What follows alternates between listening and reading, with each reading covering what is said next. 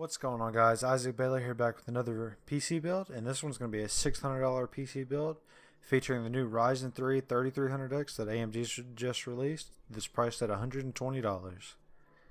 So obviously with CPU, I chose the Ryzen 3 3300X, and this is a quad-core processor, and this will be a great budget PC gaming processor, and there's really nothing more to say. 4 cores, 8 threads, great for gaming. And along with that, it comes with the Wraith Stealth cooler. So that's what I chose for the CPU cooler. You can be able to overclock maybe just a tad bit with this CPU. I don't know how much heat it's going to put out. But this 3300X, it's going to be a great little CPU for either starting or maybe you just want to upgrade a little bit part of a system. But anyway, we'll just move on. So for the motherboard, I chose the Gigabyte B450M DS3H motherboard. And this is a motherboard I chose mainly because, one, it's cheap, and it offers a few more features like an M.2 slot, 4 RAM slots, and 2 PCIe 16X slots. And it's just a great little board for how much it's going to cost you. For the price of $73 right now, you can get it other places for a little bit more. I think $75 on Newegg right now. But anyway, great little board for how much it's going to cost you. And next, for memory, I chose the G.Skill Aegis 16 GB stick of DDR4 2133. I know you probably should go with a higher RAM speed, and that's why I'm giving you an option here. I chose to go for 16 gigs of memory versus going for a higher RAM clock or whatever. You can go for around $30 or $40. You can get more around the $40 range. You can get a 8 GB stick of around 3200 megahertz, which would probably be more noticeable in game performance. But I just went ahead and chose for the 16 GB stick, mainly just because it seems like a lot more games and stuff now are more memory intensive. But if you want to go ahead and go for like a 16 GB stick of like 32 or 3600, that would probably be a whole lot better than this. But it was just a little bit, tad bit out of our price range. It only add about $10 more, but that would throw us above the $600 price point I had set. Now for the storage, I chose the PNY CS900 240 gig. Personally, I have a PNY and I have had no problems with it. I have a 120 gig version, and I've had it for about 4 years now. No problems. And there's nothing really much I could say. 240 gig. Later down the line, you can upgrade to a hard drive, or just off the bat, you can get a 480 gig SSD, but I just wanted to go for something that you could put Windows on and have a decent amount of games until you wanted to upgrade later down the line, which is basically what this PC is meant for being honest here. It's probably going to be a good gamer for about 2-3 years, and then you're going to have to upgrade it, and that's kind of what this board is meant for. Or this system is meant for. Now for the video card, I chose the Asus GeForce GTX 1660 Super. This is one of the non-RTX cards.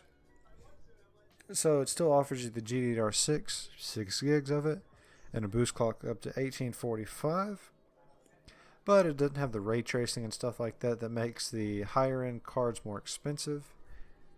And there's really not much to say. It has a 125 watt TDP, 1 DVI port, 1 HDMI port, 1 display port, and it only takes up 2 expansion slots on your case. So all in all, this is a great little card to have, and there's not really much to say about it. Ought to be good to pair with your 3300X for all the games you can throw at it. And on a budget, this is one of the best cards to go for out there.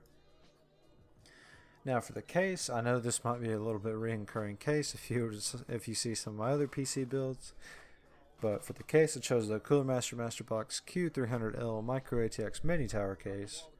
And to me, this is just a nice looking case for what it is that you're getting. It has 3 LED fans, so that way you have some lighting in your case if you prefer that. It has a side panel, and it has a small case along with, which is one of my more favorite parts, it comes with a little handle that you can throw on the top.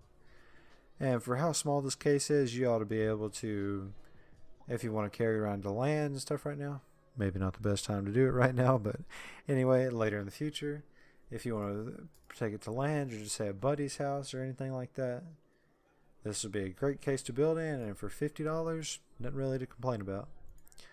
Now for the power supply, I just chose a power supply. And the power supply I chose the Cooler Master Elite V3 400 watt 80 plus certified ATX power supply. This is a fully non-modular power supply. Has all the cables that you'll ever want and never need. And you can go for a little bit more and maybe get a semi-modular power supply for around $60-$70 if you want to. But I wanted to save a little bit of money, and this one was pretty good. And you could also cheap out a little bit more if you don't want black cables and get the EVGA one. And that one is around, on sale, it goes down to $30 sometimes. But all in all, pretty good, pretty decent power supply. And this gaming PC to me is mainly meant for somebody that doesn't want to spend a bunch of money but still wants to play some PC games that aren't necessarily the most graphics intensive, but you can still play games with the 1660. And with 3300X, that ought to be fine for anything, as long as you're not trying to hit 8K footage or whatever on it. But for a nice little quad core for $120, nothing really to complain about. And for $600, this is way better than what you could have got a few years ago, much less even a few months ago with the release of 3300X. And the only thing I might change about it is, one, if you want to get the 8 gig kit of the RAM with a little higher clock speed, that would probably be a decent idea. But if you just want to go ahead and get the 16 gigs, go ahead with that. And also, I put a B450 board up here just because you can still use this board. You just may have to flash the BIOS or whatever, so not that hard of a deal.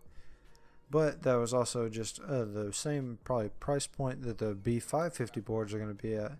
That's the main reason I chose those, because later when those come out, you can add this to your 3300X. Anyway, this would be a great little PC build for anybody new or old. And anyway, I'm Isaac Baylor, and thanks for watching.